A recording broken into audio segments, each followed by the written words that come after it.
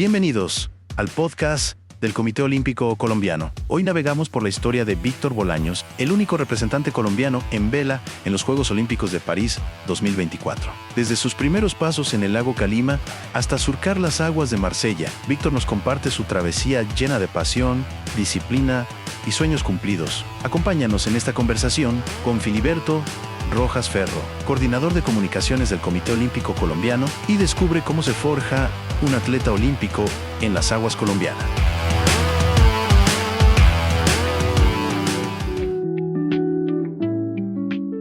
Hola a todos, es un gusto saludar y presentar a un vallecaucano que nació cerca del lago Calima, en Restrepo, y allá construyó su carrera deportiva. Víctor Bolaños. Víctor, bienvenido a esta su nueva casa, el Comité Olímpico Colombiano.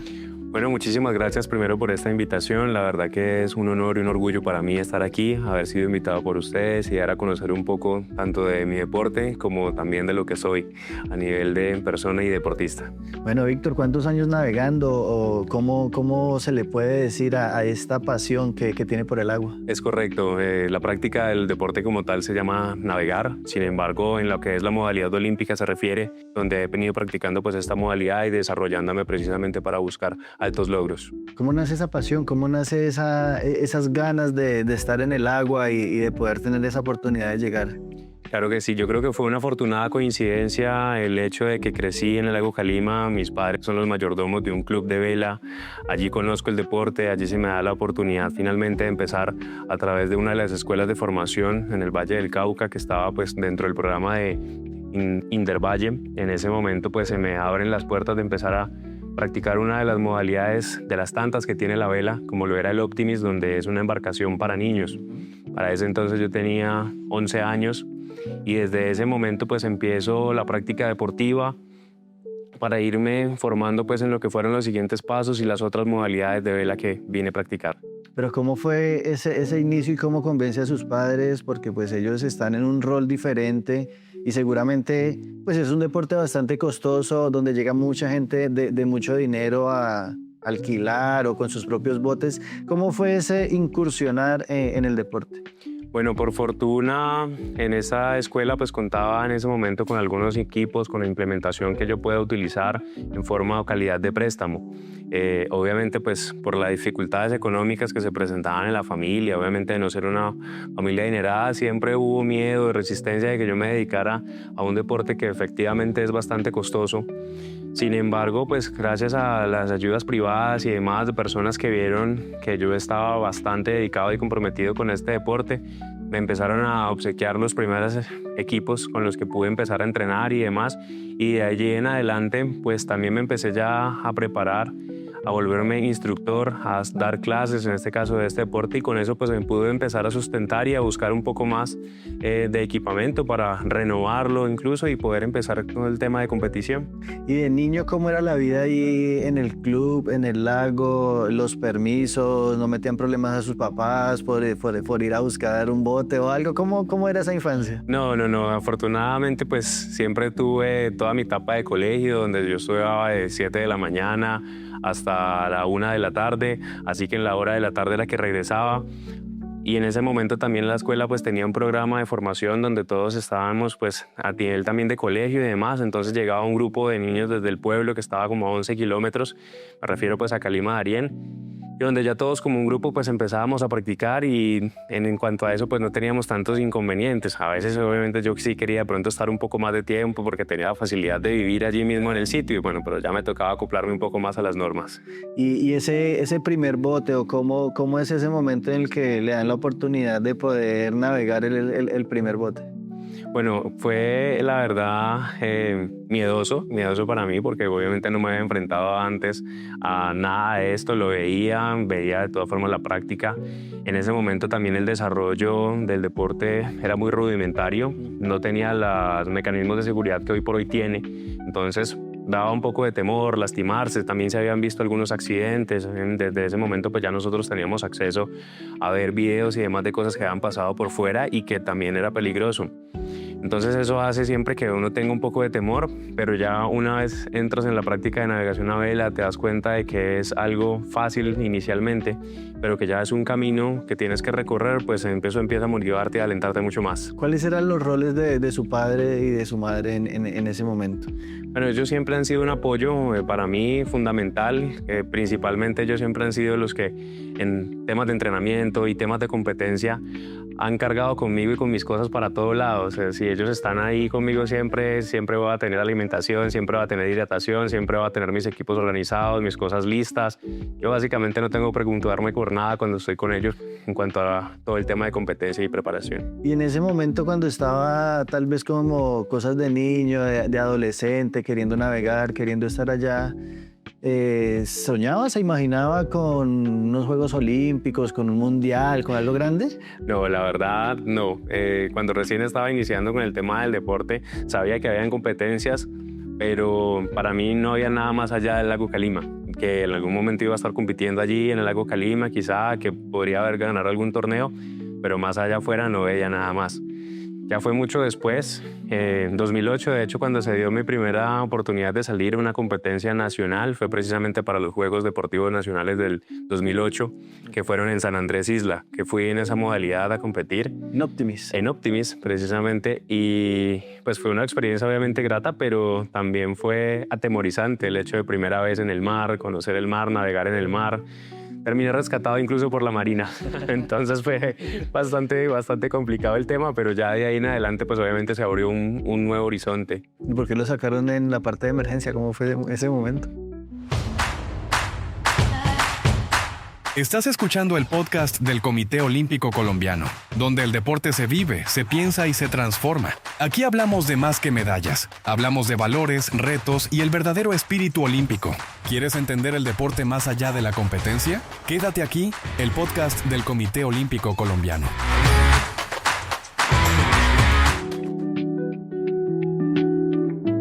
¿Por qué lo sacaron en la parte de emergencia? ¿Cómo fue ese momento? Claro, no estaba acostumbrado obviamente a oleajes de mar abierto, y eso que en este caso estamos hablando que las competencias de San Andrés fueron todavía dentro del arrecife, pero aún así las olas son bastante altas.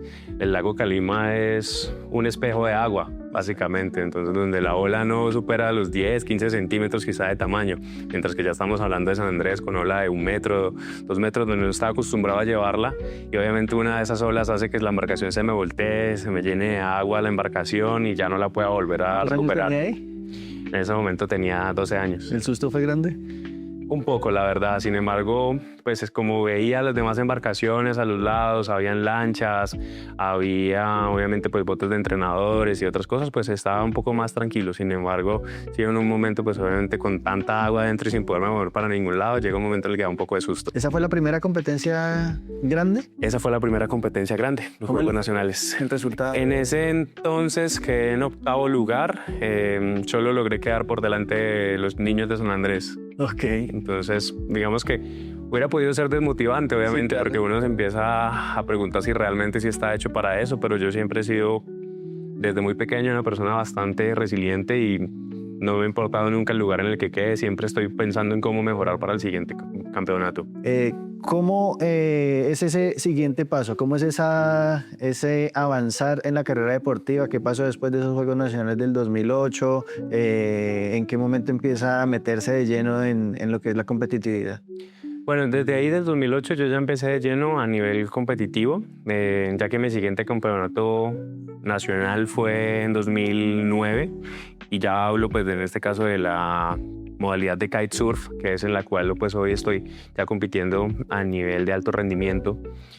Antes de empezar en esa competencia, yo tuve más o menos unos 8 meses de preparación donde estuve iniciando también con las clases de kite, gracias a que el instructor del club de vela, José Barrios, él le convence a mis papás de que pueda aprender en este caso esta modalidad, porque, como les había mencionado antes, es más peligrosa y obviamente a ellos también les daba miedo de que yo me fuera a lastimar. Yo duré, creo que 1 año y medio más o menos, toda la etapa de Optimis y eso, jugando con una cometa de tierra, aprendiendo a manejarla, casi que como jugar con ella. Entonces, durante todo ese tiempo yo miraba a los demás que lo hacían, cómo lo practicaban y demás, pero bueno, yo seguía obviamente allí entusiasmado con esa cometica de tierra, empezando a saber cómo manejar el viento con una cometa y esto, hasta que finalmente se da la oportunidad, los convencen de que aprenda, empiezo el proceso de aprendizaje, me costó un poco, no tuve el talento, por así decirlo, para aprenderlo tan rápido como hubiera querido. Pero de ahí pues en adelante ya empecé un proceso donde todos los días estaba navegando, todos los días estaba preparándome y siempre he sido básicamente así conmigo. La constancia que he tenido siempre de navegar todos los días es lo que me ha permitido pues desarrollarme. O sea, del bote de Optimist de una vez pasó a la Fórmula Kite. De una vez pasé al kitesurf en ese momento, sí, porque Fórmula Kite es un deporte que se dio hace más o menos unos 10 años, pero que ha venido en una constante evolución. Okay. Ha venido cambiando y ya de hecho la implementación es completamente distinta a lo que inició hace 10 años. En esos Juegos Nacionales del 2012, ¿dónde fue la sede del deporte como tal? ¿Y cómo se llevó a cabo el resultado? La sede de vela fue en San Antero.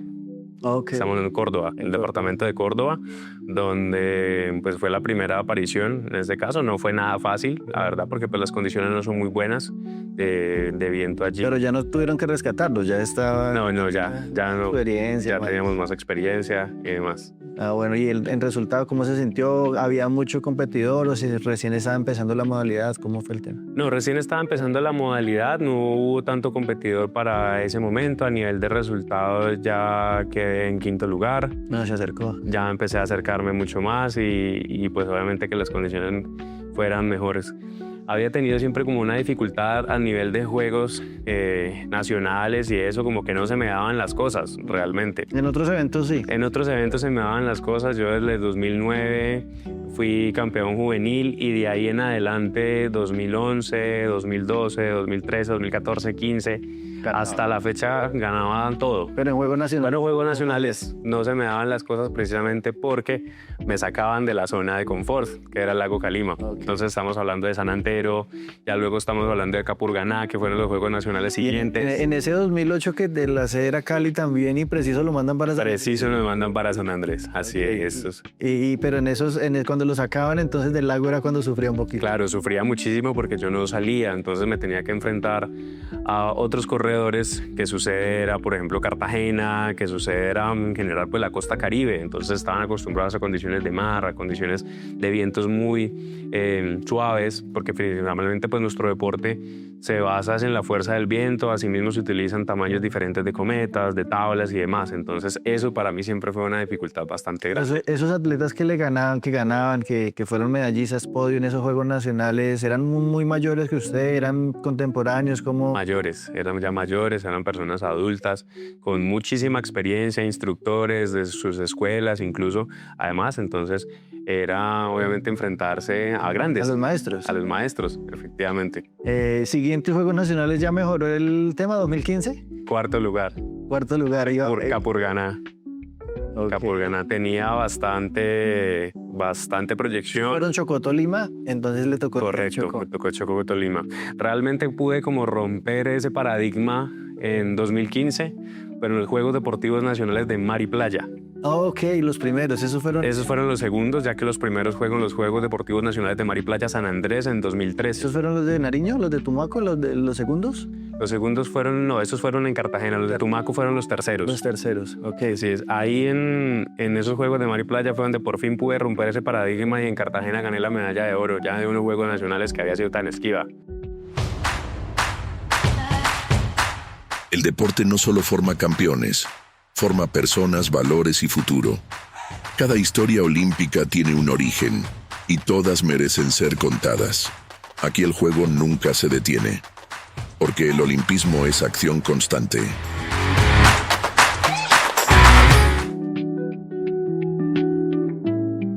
Y bueno, ahí empieza a avanzar y ya como que se empieza a convencer de que se quiere quedar ahí en el deporte. Es correcto, de ahí en adelante ya me empiezo a convencer finalmente de que sí puedo, que finalmente no eran solamente las competencias de Calima y demás. De hecho, Cartagena fue una experiencia bastante enriquecedora para mí. Accidenté por un microsueño precisamente porque para ese entonces estaba en la universidad. Yo soy ingeniero industrial de profesión. estudié en la Universidad del Valle y viajaba desde Calima hasta la ciudad de Buga, que es más o menos 45 minutos, una hora. Afortunadamente no me rompí nada, pero sí quedé raspado por todo lado y tuve que ir a esos juegos raspado con miles de raspones al agua salada, donde iba a ser nada chévere tener esas heridas abiertas, expuestas allí con el agua salada, que sabía que me iba a arder un montón. Pero finalmente, como les decía, pues he tratado siempre de salir adelante de la mejor forma posible, me sobrepuse y terminé ganando esos Juegos Nacionales. Con una lesión de rodilla incluso que hasta el día de hoy permanece y que hasta el sol de hoy vamos bien. ¿Cómo es la ubicación o sorteo? ¿Cómo se ubican en la parrilla de salida? ¿Hay algún parámetro para establecerlo? Solamente tenemos unas reglas, en este caso, que son las reglas de navegación normales o fundamentales, por así decirlo. Todos cuando van navegando hacia el lado derecho, deben salir, digamos, en esa dirección, siempre hacia el lado derecho.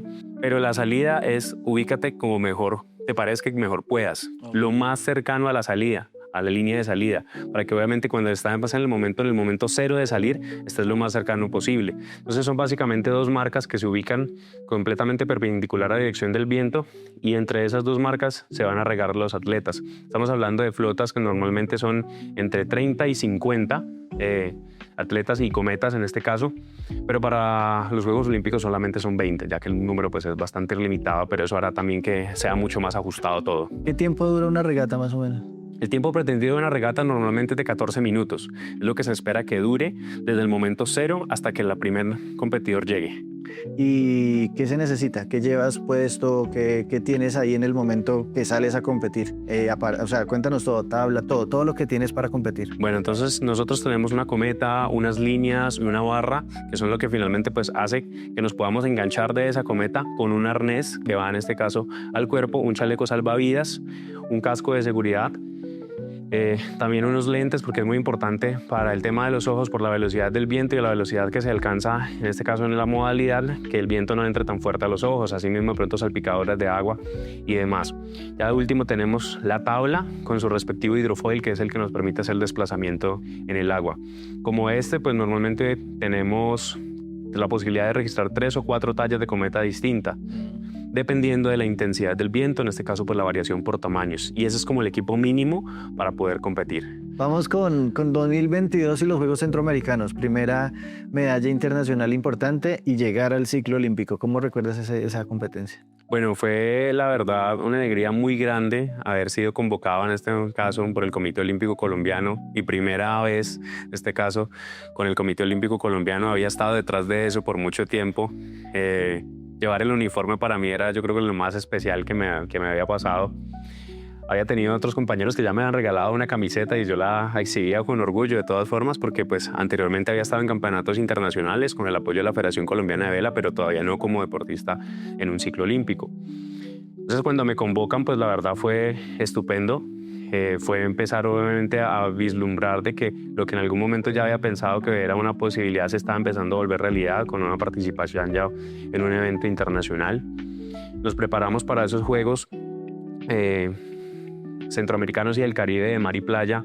¿Qué sentía en ese momento ya estar cerca de afrontar el segundo evento deportivo más grande del mundo, que son los Juegos Panamericanos para nosotros? Bueno, aún me erizo de hecho cuando escucho Juegos Panamericanos, porque efectivamente es el segundo evento más grande a nivel mundial, donde iba a haber todas las disciplinas, iban a desarrollar todos los deportes. Estados Unidos, Canadá, entran todos. Entran absolutamente todos, en este caso pues los países de este continente.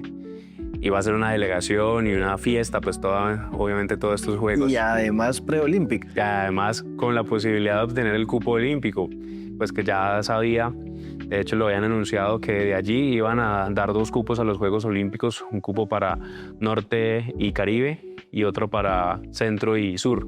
Okay. Entonces pues ya desde ahí realmente se me abre como la posibilidad de soñar ya con una clasificación a Juegos Olímpicos, teniendo en cuenta pues que ya había iniciado también el proceso de buscarlo antes con el Campeonato Mundial en Holanda en agosto de 2023, donde estaban en este caso en disputa 11 cupos y donde no estuve tan cerca, pero por lo menos sí pude como compararme a nivel continental, medirme y saber que iba a tener la posibilidad también de disputar ese cupo de la Olimpiada allá en el Panamericano. Obviamente pues ya se había hecho como el análisis, la presupuestación de que era factible poderlo conseguir, ya que lo iba a estar disputando en este caso directamente con Argentina y Chile directamente, porque Brasil había conseguido ya su cupo antes. Vemos que era el otro que iba a estar en disputa. Hasta que por último ya tuve que como poner en calma y decirme, la medalla va a estar difícil. Sí, creo que ya no se va a poder la medalla. Ahora hay que concentrarnos en el cupo. Okay. En el cupo, porque no lo estaba obteniendo, me lo estaba ganando Argentina. Entonces, en ese caso, ya es momento de concentrarse. En ese momento como que me libero un poco de la presión de la medalla y me concentro más en el tema del cupo olímpico. Logro por fin entender qué era lo que estaba mal con mi equipo, ajustarlo. Y eso hace que incluso ya logre tener segundas posiciones, terceras posiciones dentro de la flota panamericana. Yo decía, bueno, si lo hubiera hecho desde antes, quizás estuviéramos mejor ahora. Pero bueno, ahora ya es importante concentrarse en sacar adelante el cupo olímpico. Y logro obviamente ya pasarme al argentino para estar delante de él en la tabla, alcanzar un poco al mexicano y al final pues quedar en sexto lugar de esos Juegos Panamericanos por encima pues de las otras naciones de Sudamérica que eran Argentina y Chile. ¿Y cuál fue el sentimiento cuando termina la competencia y si bien no se logra una medalla, se logra ese etiquete para París? Bueno, había en ese momento emociones bastante encontradas porque nuestra compañera, en este caso de la modalidad, también estaba en disputa. Ella estaba en disputa de la medalla de bronce. ¿Quién era ella? Lisette Loaiza. Okay, ella era la que estaba pues, en ese momento representándonos. Yo en ese momento, y creo que para todos, digamos como que no estábamos todavía en la onda del cupo olímpico, sino que estábamos ya pensando allá qué estará pasando con la medalla, cuál es el movimiento. Finalmente y desafortunadamente pues no logró la medalla, quedó en cuarto lugar, en este caso de los Juegos Panamericanos. Desafortunadamente pues, se le escapa por nada, la última carrera fue definitiva. Obviamente pues llegan como esa emoción, las tristezas y demás, pero ya como que pasa eso y a las 2 horas ya como que uno reacciona y dice, pero yo gané el cupo, yo clasifiqué a los Juegos Olímpicos. Yo estaba revisando mi celular sin haberme todavía como percatado de eso. Cuando lo revisé yo, ¿el cupo? ¿Qué pasó aquí? Entonces ya en ese momento caemos en cuenta, nos damos cuenta que efectivamente teníamos el cupo y demás y ya pues fue una alegría inmensa para mí. Empezaron a llegar mensajes de conocidos y demás. Sale la publicación del Comité Olímpico Colombiano, que me pareció espectacular, la verdad, cuando igual me etiquetaron además en la colaboración. Sí. Entonces ya en ese momento se empieza a vivir nuevamente como esa alegría, se empieza a erizar, obviamente de que pues, se logró finalmente ese objetivo que se había estado buscando. Estás escuchando el podcast del Comité Olímpico Colombiano, donde el deporte se vive, se piensa y se transforma. Aquí hablamos de más que medallas, hablamos de valores, retos y el verdadero espíritu olímpico. ¿Quieres entender el deporte más allá de la competencia? Quédate aquí, el podcast del Comité Olímpico Colombiano.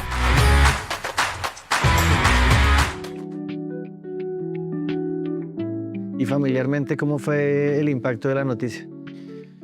Mis papás no son de mucho acceso a redes sociales y todas estas cosas, entonces básicamente es por lo que les compartían los demás. Entonces, precisamente el profe que me enseñó, José Barrios, quien hoy por hoy todavía trabaja allí en el mismo club, les mostró a ellos la publicación.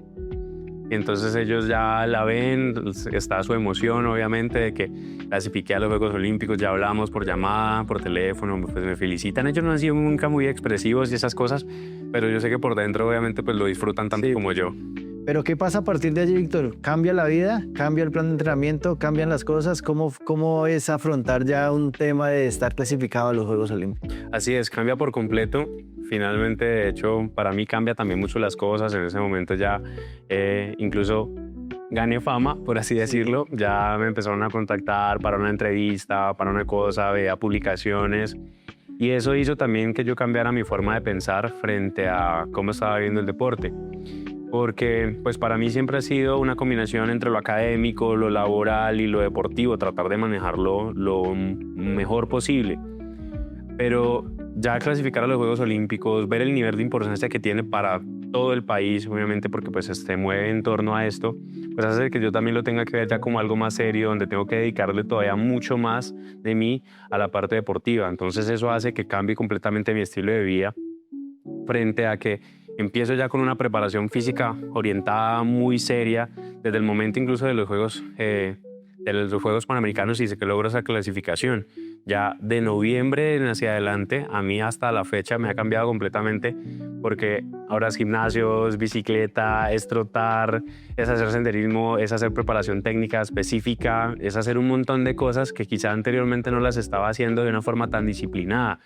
Bueno, Víctor, y luego de esa participación en Juegos Olímpicos, ¿qué le dejó? ¿Qué pasó por su mente luego de París 2024? Bueno, personalmente, París 2024 me deja como experiencia el conocimiento de una experiencia olímpica, de disfrutar de una sensación de un ambiente olímpico, donde todo gira en torno a la realización de los Juegos Olímpicos, donde la logística, la infraestructura, todo está pensado y diseñado en torno al deporte.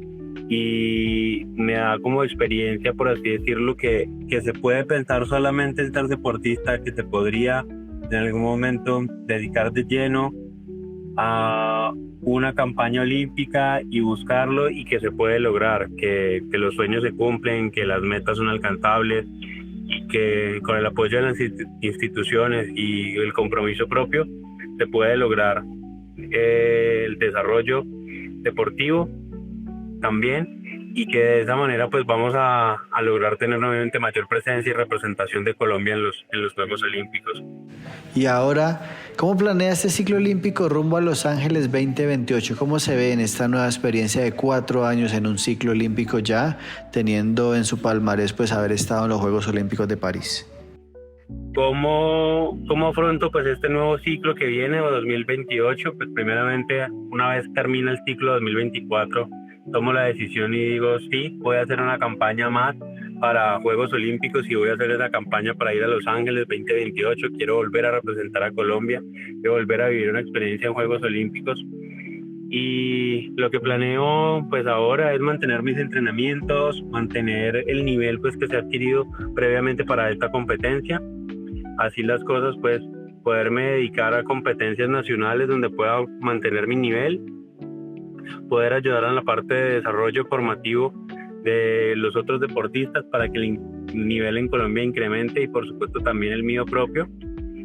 Y el último año previo a las Olimpiadas, poderme dedicar 100%, ser deportista de tiempo completo sería el ideal, y de esa manera pues llegar de la mejor manera preparado a unos Juegos Olímpicos en Los Ángeles. Obviamente pues está el camino previo, que es en Juegos Panamericanos de 2027, poder obtener esa plaza nuevamente, y que ojalá así se den las cosas. Bueno, Víctor, muchas gracias por su tiempo, por su disposición y por habernos acompañado en esta edición especial de los podcasts del Comité Olímpico Colombiano, y a todos los que estuvieron atentos, muchas gracias por su tiempo, y nos encontramos más adelante, muy pronto, en una nueva edición, en un nuevo episodio de los podcasts del Comité Olímpico Colombiano. Gracias por acompañarnos en esta travesía junto a Víctor Bolaños. Un ejemplo de que con pasión y perseverancia, los sueños olímpicos pueden hacerse realidad. Te esperamos la próxima semana con nuevas historias del deporte colombiano. Esto fue el podcast del Comité Olímpico Colombiano. Recuerda seguirnos como @olimpicocol en todas nuestras redes sociales y leer cada viernes la revista olímpica, con lo mejor del deporte nacional.